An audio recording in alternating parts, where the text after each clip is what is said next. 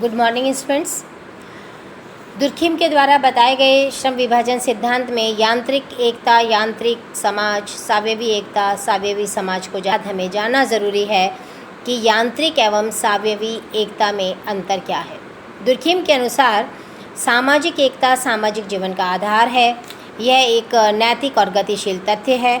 आदिम समाजों में जहाँ पूर्णतः समानता पाई जाती है और सामूहिक चेतना महत्वपूर्ण होती है, सामूहिक भावनाओं के प्रति लोगों में गहरी आस्था होती है, वहाँ यांत्रिक एकता पाई जाती है। दूसरी ओर आधुनिक समाजों की हम बात करें तो वहाँ श्रम विभाजन और विशेषीकरण के कारण व्यक्तियों में एक दूसरे पर निर्भरता पाई जाती है।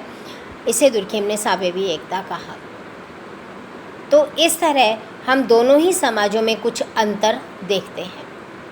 यदि हम यांत्रिक एकता और सावयवी समाजों में अंतर जानें तो हम देखेंगे कि यांत्रिक एकता व्यक्ति को बिना किसी मध्यस्थ के समाज से सीधे जोड़ती है, जबकि सावयवी एकता में सदस्यों की पारस्परिक निर्भरता उन्हें समाज में प्रत्यक्ष रूप से जोड़ती है। दूसरी बात, यदि यांत्रिक एकता समाज में सामूहिकता को प्रकट करती है, यानी समाज में कुछ ऐसी भावनाएं और विश्वास पाए जाते हैं जिन्हें समाज के सभी सदस्य समान रूप से स्वीकार करते हैं, तो सावयवी एकता में कार्यों की भिन्नता और विशेषीकरण पाया जाता है, जो कि पारस्परिक संबंधों की एक निश्चित व्यवस्था को जन्म देता है। तीसरी बात, यांत्रिक एकता का आधार समाज में व्याप्त समानता है, तो सावयवी एकता का आधार भिन्नता और विशिष्टता है। यांत्रिक एकता की अभिव्यक्ति दमनकारी कानून में होती है, जबकि सावयवी एकता की प्रतिकारी कानूनों में होती है। प्राचीन समाजों में जहाँ दमनकारी कानून व्यवस्था देखने को मिलती थी, वहीं यांत्रिक एकता की प्रधानता पाई जाती थी। लेकिन ठीक इसके विपरीत जैसे जैसे समाजों का विकास होता है, वैसे वैसे दमनकारी कानूनों का स्थान प्रतिकारी कानून ले लेते हैं और ऐसे समाजों में सावयवी एकता देखने को मिलती है।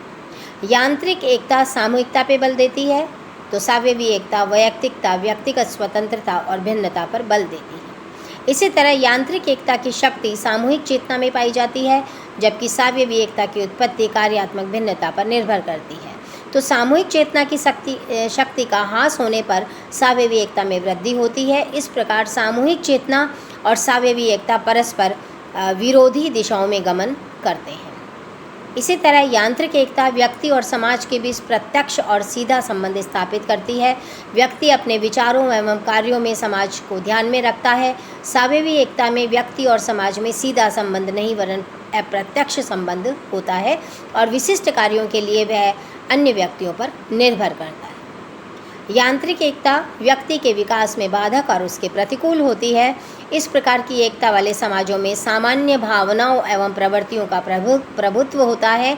वहाँ व्यक्तिगत विशेषताएं और मौलिकता का विकास नहीं हो पाता। व्यक्ति पर समूह छाया रहता है और वैयक्तिकता शून्य हो जाती है। दूसरी ओर यदि सावयवी समाजों की बात करें, सावयवी एकता की बात करें, तो व्यक्ति के विकास के पूर्ण अवसर वहाँ मिलते हैं। वहाँ व्यक्ति समूह के व्यक्तित्व को निगलता नहीं है।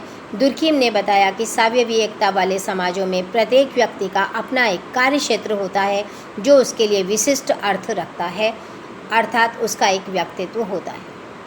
दुर्खिम ने यांत्रिक एकता की तुलना निर्जीव और अचेतन वस्तुओं से की है। निर्जीव वस्तुओं का निर्माण करने वाले तत्व परस्पर एकाकार घुले मिले होते हैं और उन्हें अपनी कोई पृथक क्रिया करनी नहीं होती, सभी साथ ही कार्य करते हैं। ऐसी स्थिति को यांत्रिक एकता वाले समाजों में देखने को मिलती है। सावयवी एकता की तुलना शरीर से है, जहाँ प्रत्येक अंग अपना एक विशिष्ट रचना होती है और एक विशिष्ट स्वतंत्र कार्य करते हुए भी परस्पर एक दूसरे पर निर्भर रहता है।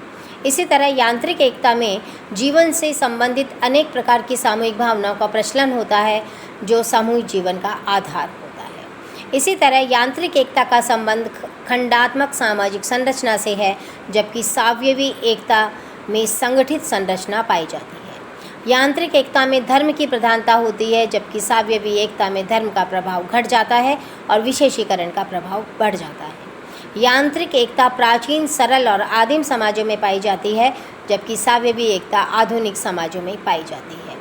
यांत्रिक एकता में जीवन से संबंधित अनेक प्रकार की सामूहिक भावनाओं का प्रचलन होता है, जो समूह जीवन का आधार बनती हैं, लेकिन सावयवी एकता में भावनाओं के स्तर पर नियमों का महत्व बढ़ जाता है। इसके अलावा हम देखें तो दुर्खिम का मानना है कि सावयवी एकता संविदात्मक संबंधों को जन्म देती है।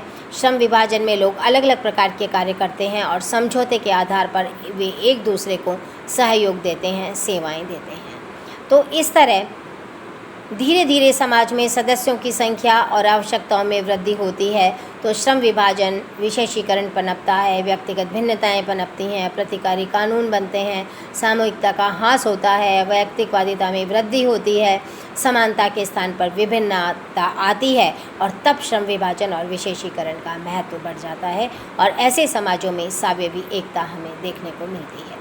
दुर्खिम यह भी स्वीकार नहीं करते कि श्रम विभाजन के कारण मानव के सुख में वृद्धि हुई है या सुख सुविधा या की इच्छा ही श्रम विभाजन को जन्म देती है। श्रम विभाजन एक सामाजिक तथ्य है और सुख की इच्छा एक मनोवैज्ञानिक तथ्य जिसका विश्लेषण मनोवैज्ञानिक कार्य है, समाजशास्त्र का नहीं। इसलिए दुर्खिम ने सभ्यता का विकास करना श्रम विभाजन का प्रकार्य नहीं माना है। Thank you.